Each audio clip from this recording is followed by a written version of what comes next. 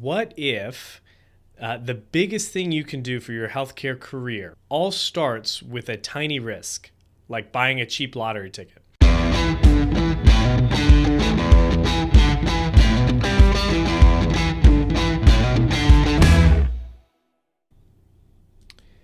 Hey there, welcome to another episode of the Better Outcomes Show. I'm your host, Rafi Salazar from Rehab U Practice Solutions. You can learn more about me at rafisalazar.com. That's RAFISALAZAR.com. Alrighty, this week on the podcast, we are going to be discussing something that I brought up, or I heard it once on a podcast, My First Million podcast. Go check it out. On one of the recent episodes, they were interviewing a guy who's done all kinds of stuff, raised all kinds of money, started all kinds of businesses.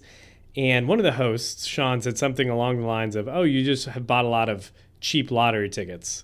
And he kind of said it in passing, moved on. I was like, you know what? Like, there's something to that idea. So this week, what I really wanted to dive into was this idea of how buying cheap lottery tickets in our careers, whether it be healthcare careers, academic careers, entrepreneurial or business careers, can really project you, almost leapfrog you in ways that one can be difficult to even think of. Like you might end up in a place totally outside of the realm of what you thought your career was going to look like, and also leapfrog you in pay, in position, if advancements, and all of that kind of thing. So I guess the first thing is to basically ask the question, like, what if the biggest thing you can do for your healthcare career, whether it be, like I said, a business owner, practice owner, health tech founder, all starts with a tiny risk, like buying a cheap lottery ticket. And this is kind of how I interpreted what Sean said on that episode, and what I've been thinking about recently as it pertains to this idea of small risks having big rewards, essentially. So this is what I call a cheap lottery ticket. What constitutes a cheap lottery ticket? We're not talking scratch-offs. We're not talking Mega Millions or Powerball or any of that. What we're talking about is a tiny something that costs you a little bit, and that little bit can be big for some people, but the material cost is very low. And what I mean are those asks, going out on a limb and asking somebody for a conversation, for advice, for assistance, whatever it is. And the risk there is that you could be told no, right? But the downside risk is that, no. This was a piece of advice my dad gave me.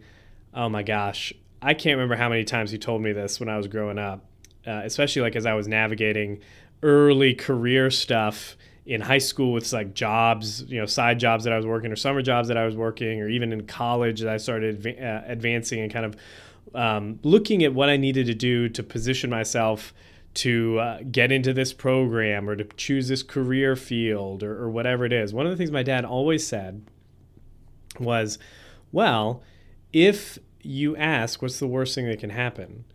And I'm like, they say no. And he's like, exactly, right? They say no, and then what happens? You're in the same position you are now. But what happens if they say yes? And if they say yes, it's like, I don't know. Maybe I go to coffee with them and they give me some advice. They give me a piece of information or insight that I can use on this next interview or this application, or maybe they give me a job. And he's like, exactly. You have very little to lose and a whole lot to gain. So the point I want to make here is that a lot of times what is holding us back is the uncomfortable feeling, or the vulnerability is such like a chintzy word. I don't like using it a lot, but opening yourself up to the discomfort of hearing the word no is often the only thing holding us back from taking that next step in the career. The upsides, like I said, can be totally game-changing for a career, and why most people miss out on those opportunities is simply because they don't want to hear the word no. They feel uncomfortable approaching somebody and asking for some advice, or reaching out to a company and inquiring, Because at some level, I think we equate a yes or a no with like our own sense of maybe self-worth or our abilities. Maybe we've got some imposter syndrome, and hearing the word no sometimes confirms in our own mind this lack of confidence that we have. So let's dive in a little bit, and I'm going to talk more about kind of how I think about this, but then how it's been practically manifest or expressed in my own career. So for those of you who don't know, I did a podcast episode a while back, I don't know, maybe 10, 15 episodes ago, that was all about my non-clinical career. I'm an occupational therapist by trade. I've kind of been all over the map.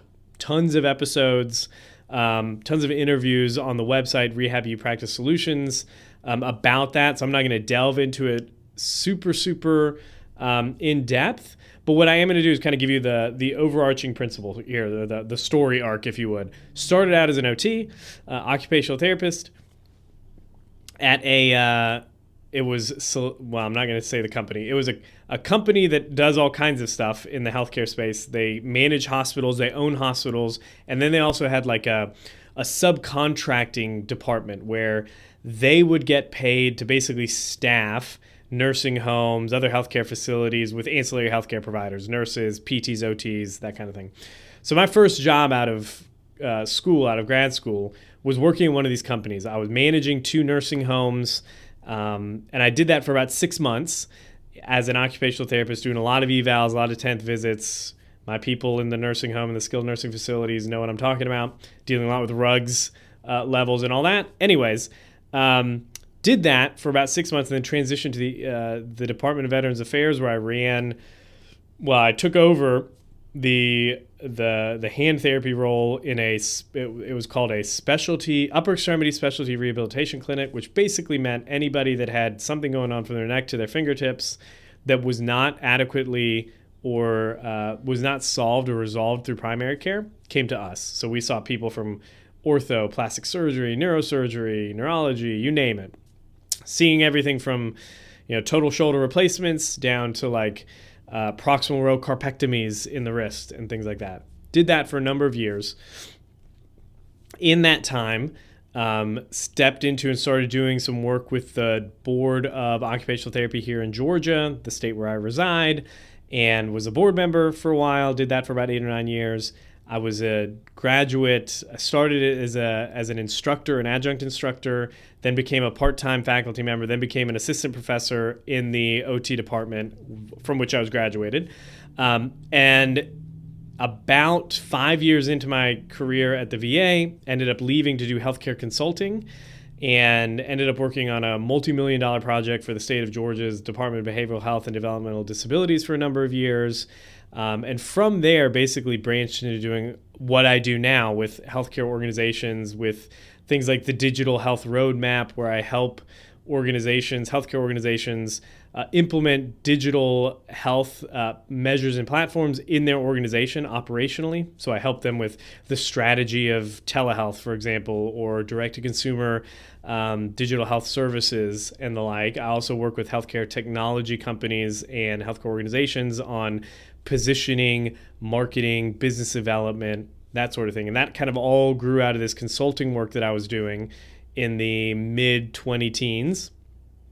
And then I own a practice. I own a physical therapy practice now, which I purchased from the proceeds from some of my consulting work, which I did an interview with maybe Paul Singh from Strata PT a while back. I'll try to find it and link it to the show notes. But that's basically my career in a nutshell. So in addition, I'm also I've served on the board of directors for the NBCOT, which is a national board for certification in occupational therapy. So you can see in my own career, instead of this being like a linear trajectory or linear line, like, okay, I took this job, got a promotion, became a manager, or even like took a job, focused on some subspecialty of clinical practice, then became a certified hand therapist, like the traditional career progressions of clinicians, staff clinicians, especially in the allied health field. I was kind of all over the map, right? Like I did some nursing home stuff for a while, did outpatient stuff, which was great, did some project management, did some consulting, was a professor on and off, business owner, entrepreneur, that kind of deal. And it all started for me with this idea, harking back to my dad's advice from years ago, like, what's the worst thing that happens if you ask and they say no, other than your feelings getting hurt by saying no?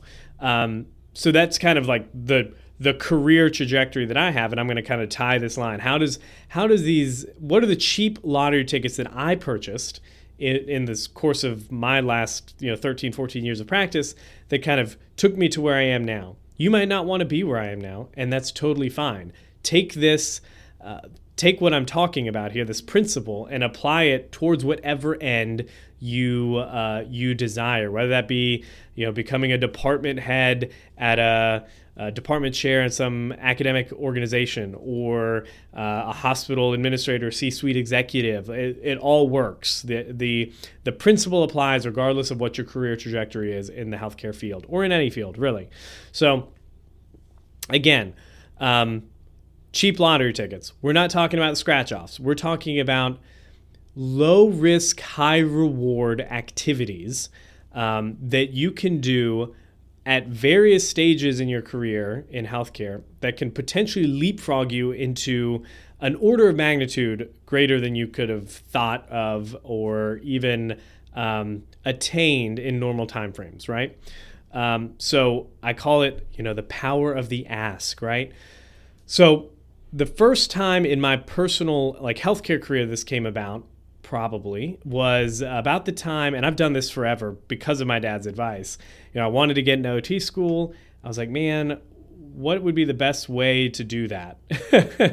And I just reached out to, I was a patient in an occupational therapy clinic for a while because I had a flexor tendon injury, FPL injury to my left thumb. I've talked about that before. Was in a Kleinert splint the summer before my senior year in high school. So I just reached out to the OT that treated me, and I said, hey, I'm thinking about maybe picking OT as a career, maybe becoming a hand therapist. I don't know if what all is involved in that. I mean, I enjoyed the treatment, and I thought that there was an opportunity for me there. And what do you recommend? And she shot me an email back and was like, hey, why don't you volunteer at the hospital? It was an outpatient, a hospital-based outpatient center. Why don't you volunteer at the hospital for the summer? You can stay, you can hang out in the OT clinic. You can observe us. You can kind of get some shadowing time and decide whether or not this is something you want to do. And I said, yeah, that'd be great. So first little ask. Very low risk, right? What was the worst case scenario? She was going to say, I don't know, I can't help you. But she said, sure, yeah, absolutely. So did the volunteering thing and ended up really enjoying just that clinic and the people and all of that. I ended up volunteering there for maybe a year and a half before getting into grad school. And it was a good way to get that experience. I didn't realize at the time, this is how naive I was, I didn't realize at the time you even needed a shadowing experience to get into some of these programs. I was like, I just wanted to do this. The door opened up. It was an opportunity. And I said, sure, yeah, why not? And I did that, right? The next time it became more of a putting yourself on the line, if you would, was when I graduated, or right before I graduated from grad school with an OT degree. I had some friends that worked at the Department of Veterans Affairs, and I knew that without getting too into the details or the weeds or the history, my dad worked for USDA for 10 or 15 years. He was a big proponent of working for the federal government at some level in the civil service, because we weren't. He was an immigrant. He came to I'm a first generation American. He came to the U.S. for college and ended up staying. And one of the things he had kind of mentioned was he valued being a civil servant. One, because of the safe, stable, secure career field that it is, right? Not until recently, not a whole lot of people are getting fired from the federal government. But then it was a way of giving back to the country that gave us a lot of opportunity, right? So going into OT school, I knew that there were some options. There's the military service for licensed clinicians. There's civil service in DOD or in the Department of Veterans Affairs. And so I kind of, in the back of my mind, thought that, okay, I want to do something for at least a little bit. I'm not going to maybe I won't make a 30-year career out of it. Maybe I will, who knows? But spend a little bit of time in the civil service because of a couple things. One was that giving back, this idea of civil service, and maybe I was way too idealistic about that as an undergrad and a grad student. And then this idea that, well, the federal government does a lot for their team members and employees. They provide a lot of training, provide a lot of experience that you probably wouldn't get in another setting. So I knew I wanted to kind of work for the federal government at some point when I graduated.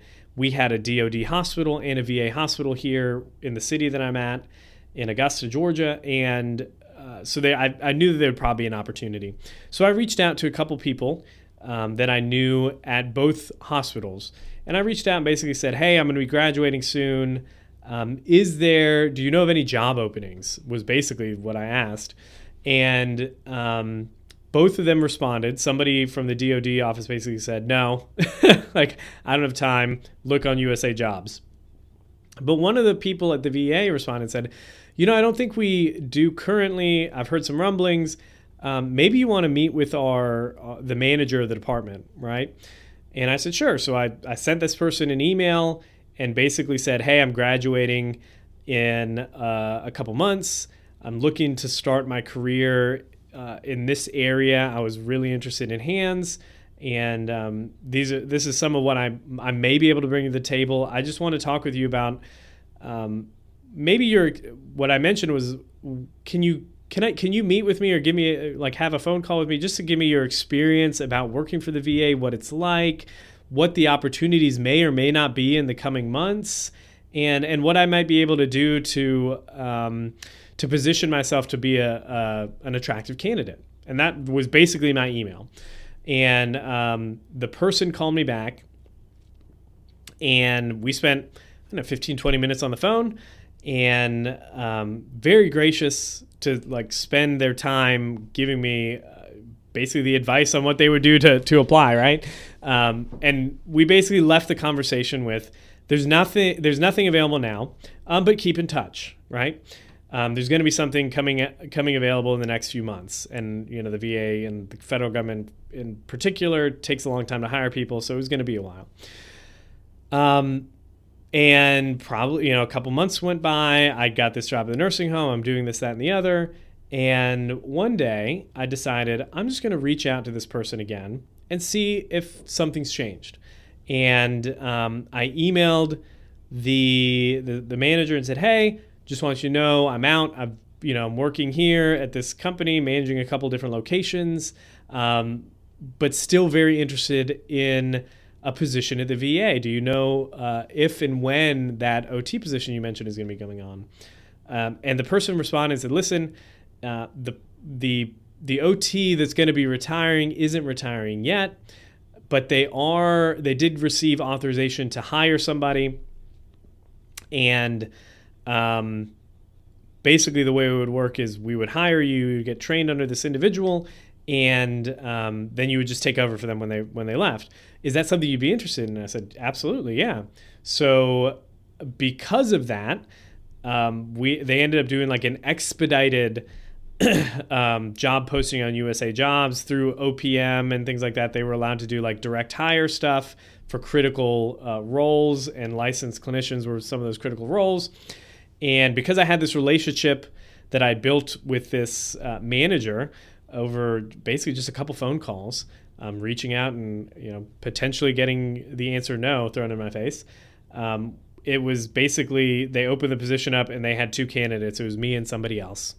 And did the interview, got the job, hurrah, hurrah, and ended up landing the sweet gig at the VA, which was a really, really fun job. I always tell clinicians or students that come through the clinic, or when I was a professor, it was a good job because it allowed you to learn a lot clinically and not have the pressures of profit-based productivity metrics driving a lot of your decisions. But that's kind of a side note. So I did that, right? So first, like you talk about stacking these small bets. First one is like, okay, maybe there's somebody that wants to explain to me a little bit about what it is to be an OT. Boom, done. Maybe there's somebody that can provide some insight onto working or into working for the federal government and how that would look. Boom, done. Got this job. The next little bet came into, and this was probably the most impactful one of two most impactful ones for my career. And it was, I was working at the VA for a while. I'd stepped into more of like I was kind of leading and building this hand therapy program because their hand therapist left, and it was like, you kind of manage this and take this and run with it. So I was kind of stepping more into a leadership role in that practice, in that clinic, and kind of building out this hand therapy program. And somebody sent an email out. It was one of those generic emails that they send to the entire staff about this leadership development program at the VA.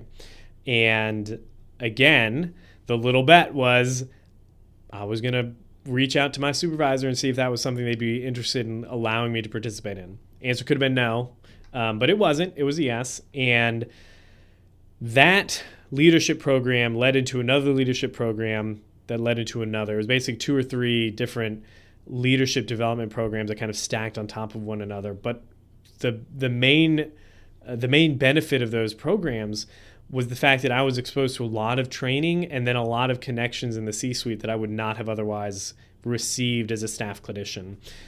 So I received like project management training. We did some Lean Six Sigma stuff. I'm not Lean Six Sigma certified, but it at least exposed me to that world of project management and how to roll out initiatives across various departments in the hospitals. And actually one of the projects that I was involved in involved rolling out this big initiative across one of the inpatient units at the Department of Veterans Affairs in this hospital, and then across a couple of the outpatient units. And I was spearheading one of those rollouts. So it was a great experience for me. I did a little bit of like policy work and the like, policy analytics and stuff like that within some of those programs as well, which really opened the door to the consulting that I ended up leaving to do. So again, little bet or little risk over little risk over little risk. Cheap lottery ticket, cheap lottery ticket, cheap lottery ticket, where the downside was really hearing the word no. And as my dad said, what's the worst thing that can happen? You're in the same place as you are now, and you're still trying to figure out what you want to do. Best case scenario is it totally changes the trajectory of your career, and that's what these ones did. These cheap lottery tickets that I purchased kind of just projected me forward a little bit. At the same time, I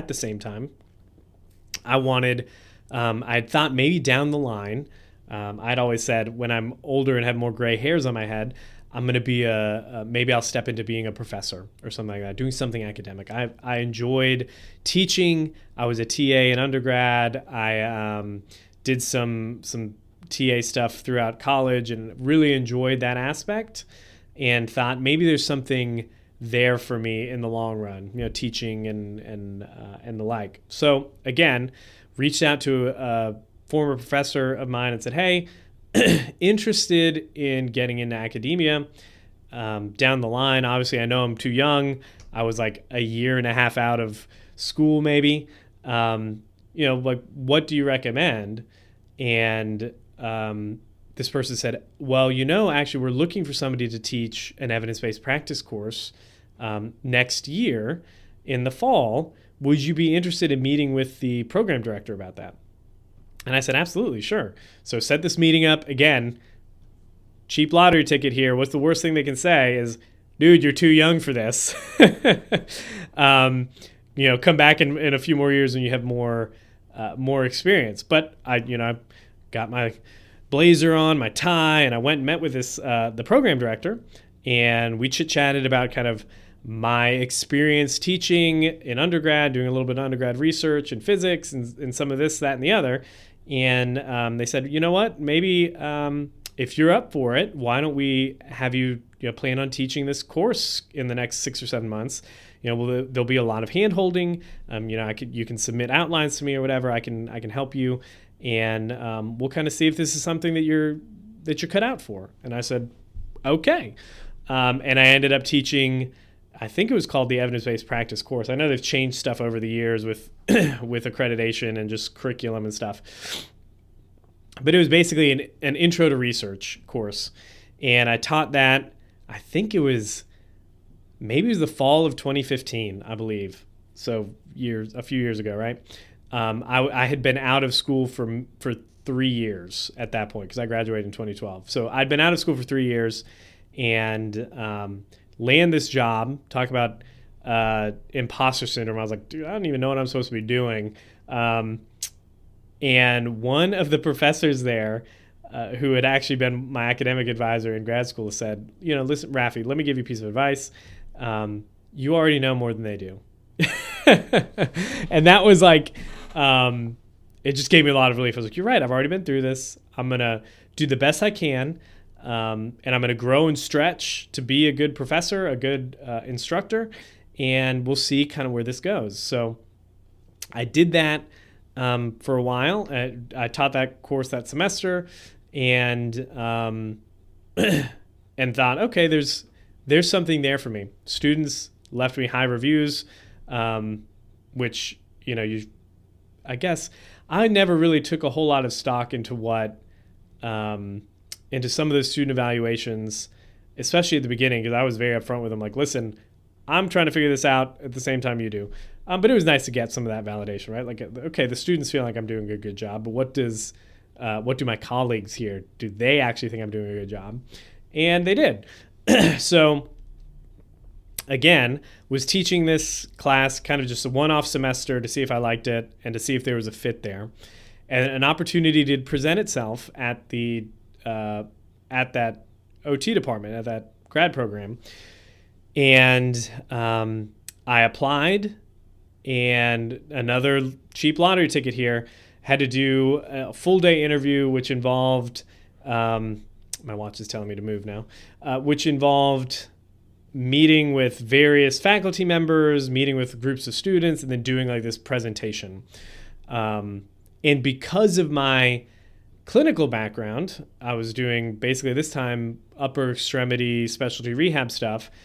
I went in, and that was the position itself was for an academic fieldwork coordinator position. So for those that are not in the OT field, it's basically the staff member, the clinician who's managing the field works for the clinical rotations for the cohorts.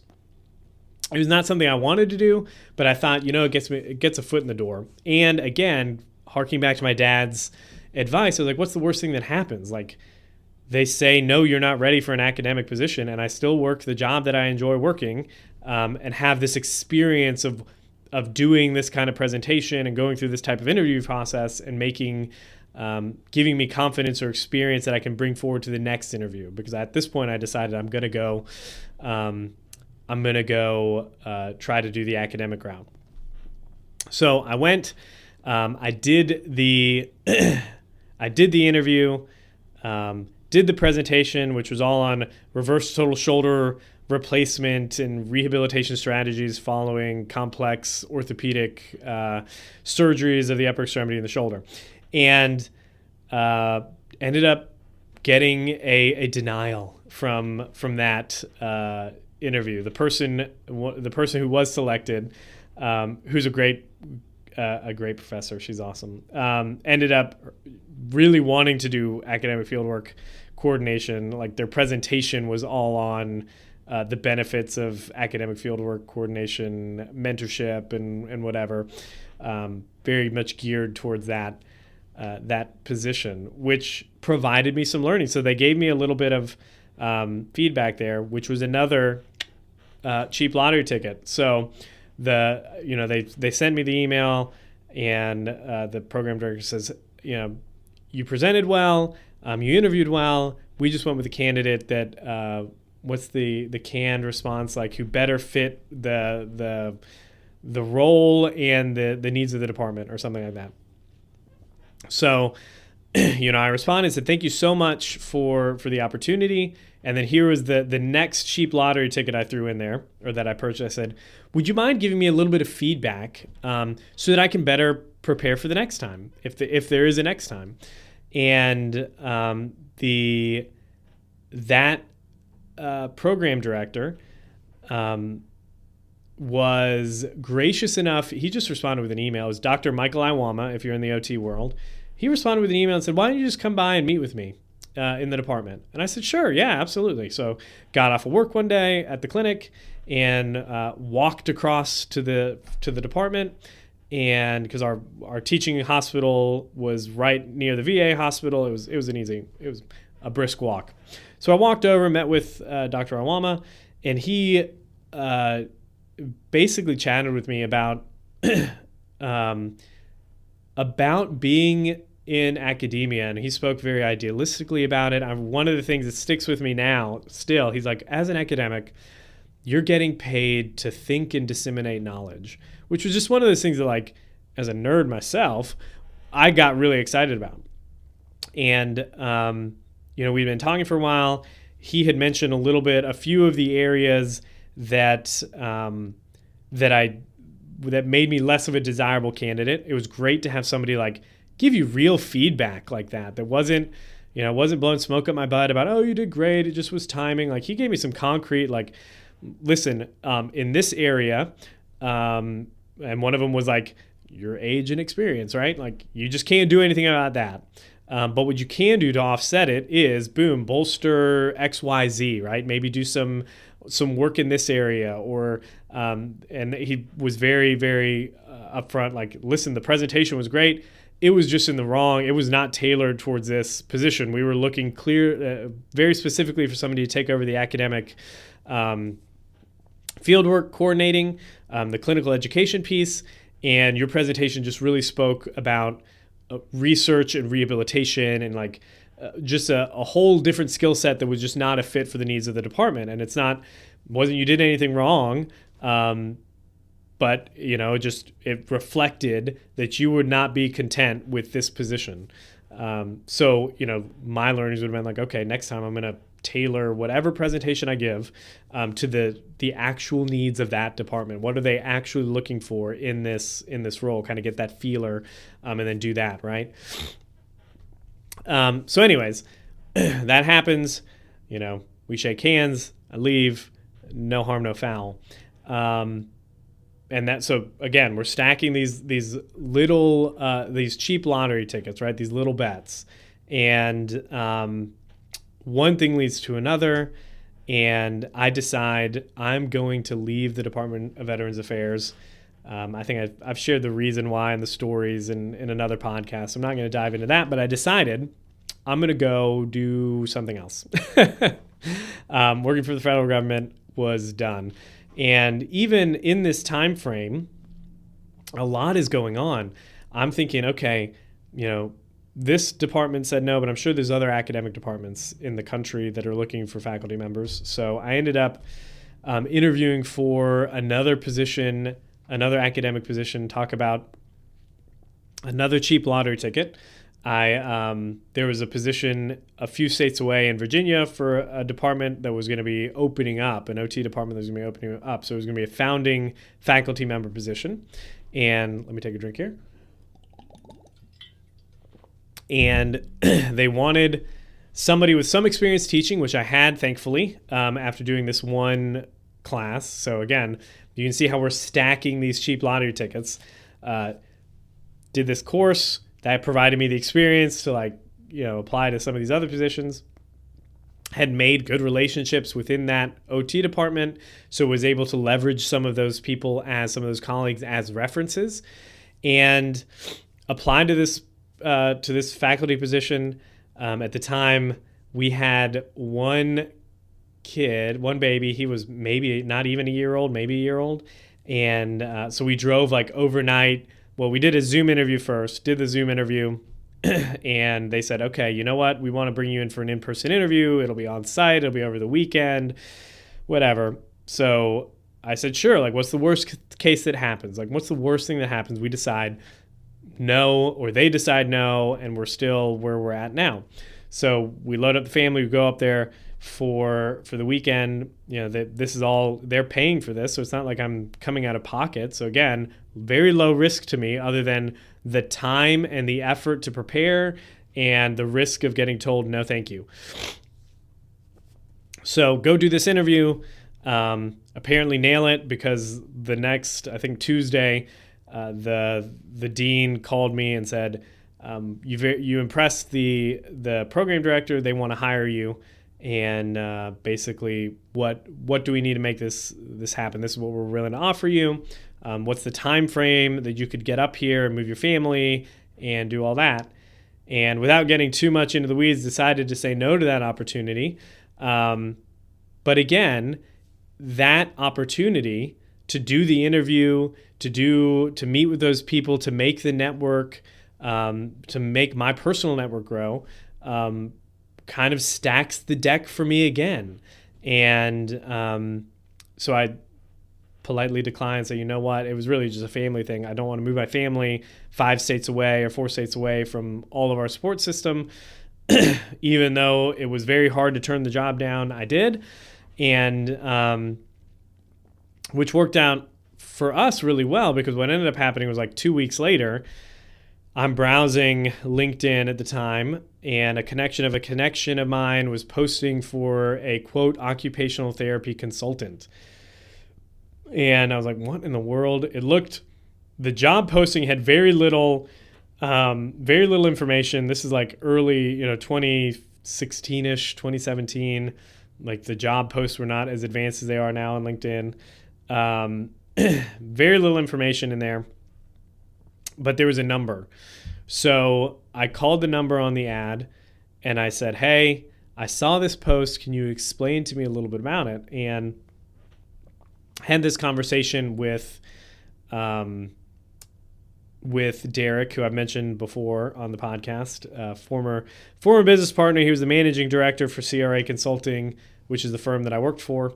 And I could immediately tell that he was one of those people as a leader that I would have followed anywhere. I mean, no ifs, ands, or buts about it. He was a good man, good leader, great guy to work with and work for. And he said, well, we're looking for a consultant. We're looking for somebody with this skill set. And one of them was like rolling out initiatives, SOPs, project management, all these things that I had gained over the years by stacking these cheap lottery tickets, by taking this course here, by enrolling in this program there. And I said, well, I kind of fit the bill because of all this. And he said, well, why don't you meet with my clinical director, the clinical consulting director, and we'll kind of go from there. Met with them, had an interview, went to another interview, was offered a position, and it was like contract consulting. And the catch was it was only going to be 6 months worth of work. And this is when the risk gets a little higher, but it was still in my mind, a very cheap lottery ticket, because the amount that I was going to get paid for those 6 months worth of work was like, I think twice or 2.5 times what I would have made in 1 year at the VA. So I told my wife, I said, listen, like worst case scenario, I have to go find a job as an occupational therapist when this is all said and done. Best case scenario is it launches us into something else, right? And so we decided to buy that cheap lottery ticket and did that consulting project. That consulting project went from 6 months to 3 years, which was awesome. It was an awesome experience. I've talked about it at length at various podcasts, but I worked for the Department of Behavioral Health and Developmental Disabilities, doing all kinds of stuff, integrated clinical support services. I ended up writing a lot of the standard and clinical operating procedures for telehealth and virtual service delivery, all kinds of stuff. It was just a great experience. And taking that step, again, kind of leapfrogged my career in a way that I would not have been able to do working just at the VA and trying to climb the GS scale over and over again. Step increases here, taking on more and more leadership roles. It just would not have happened. So leapfrog my career, put me in a position to really take take more of a wider and broader impactful role within my own healthcare career, like what I wanted out of career. I wasn't just going to be a staff clinician at that point. At the end of that project, I ended up becoming an assistant professor. Throughout all this time, I'm like teaching a course here and there while I'm consulting with the department, or with CRA consulting. I'm consulting with them and also teaching in the department. And one of the nice things about this consulting gig was that it exposed me to an entirely different area of practice. It was, mental health and forensic units and population health and management and even Medicaid policy, like a bunch of stuff that was, in a lot of cases, I felt like I was out of my depth, but it forced me to learn a lot. But going back to stacking these cheap lottery tickets, it was giving me a lot of experience, insights, knowledge, and skills that would make it easier for me to take the next role.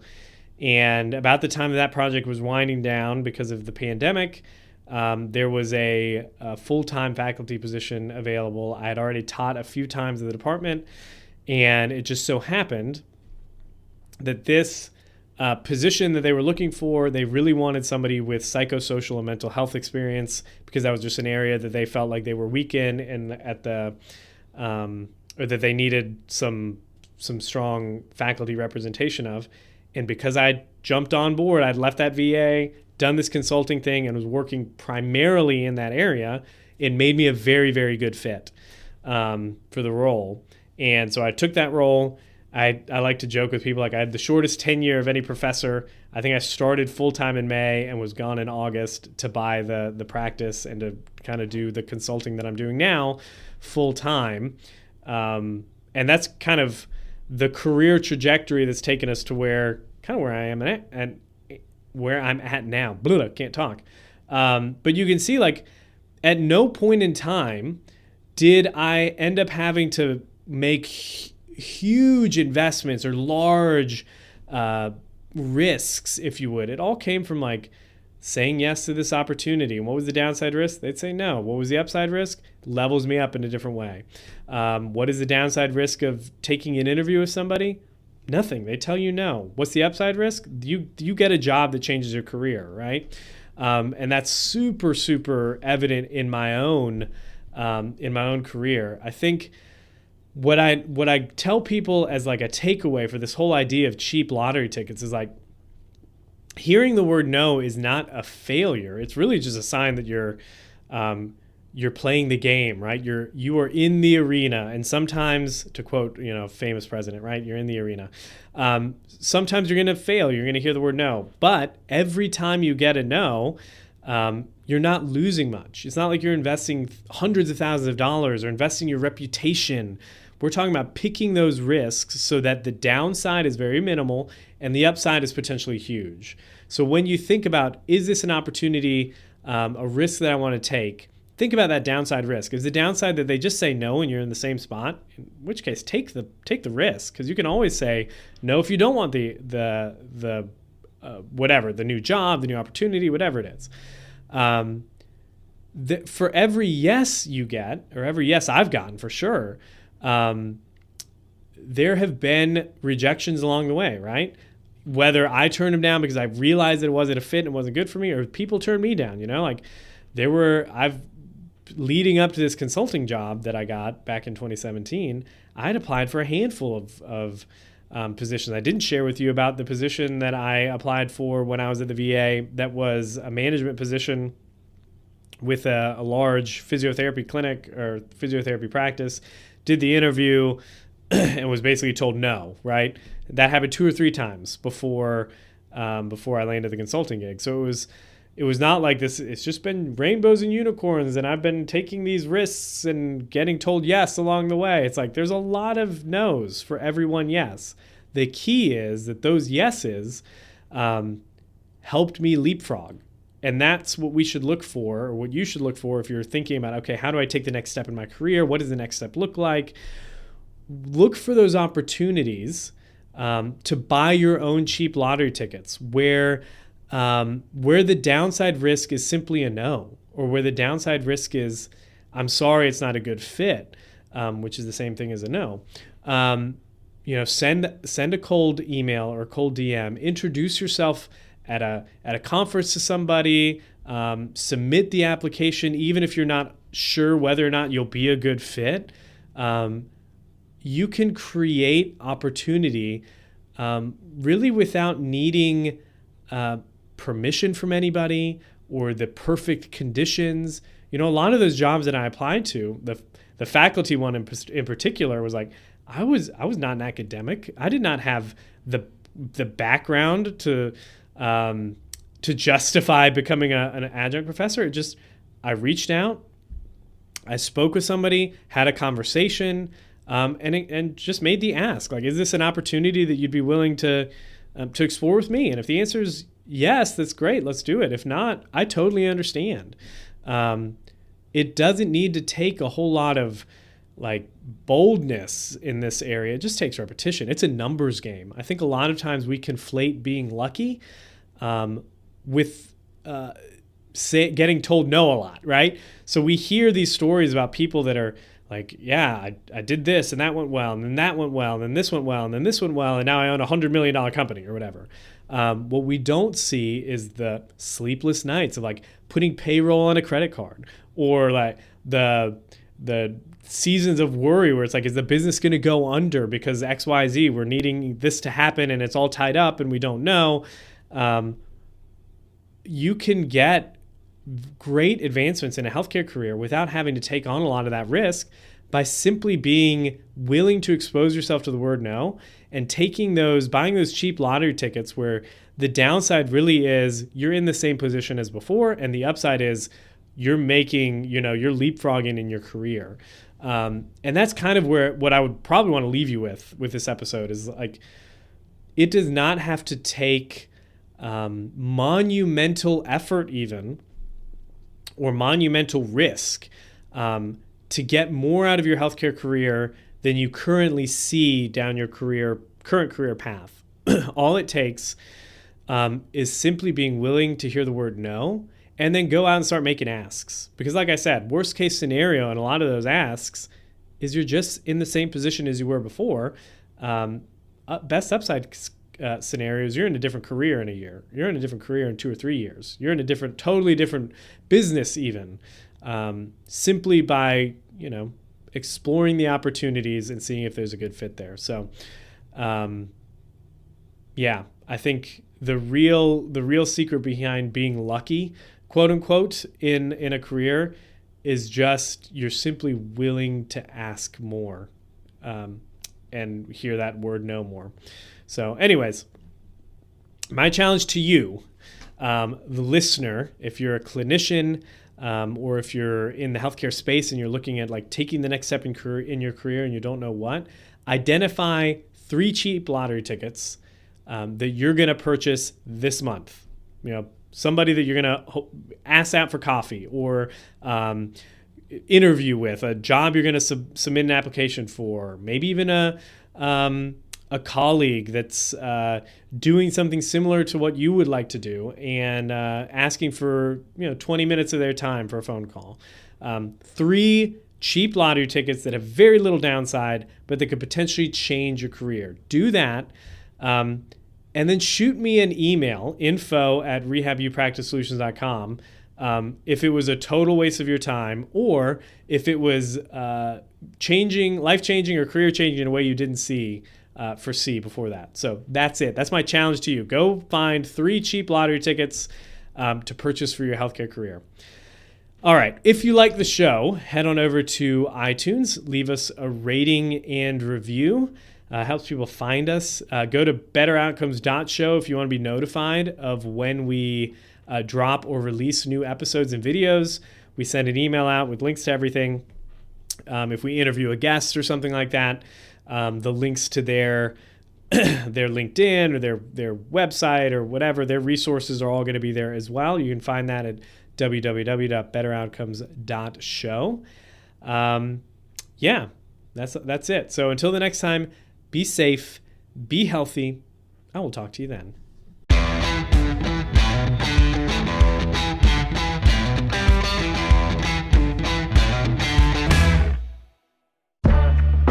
Thanks for listening to another episode of the Better Outcome Show with Rafi Salazar. This episode was brought to you by Strata PT. Strata PT is a single EMR platform and revenue cycle management service for physical, occupational, and speech therapy practices that helps you achieve a 99.99% reimbursement rate. If you'd like to learn more about Strata PT and see how their EMR and RCM works, head over to stratapt.com to book a demo.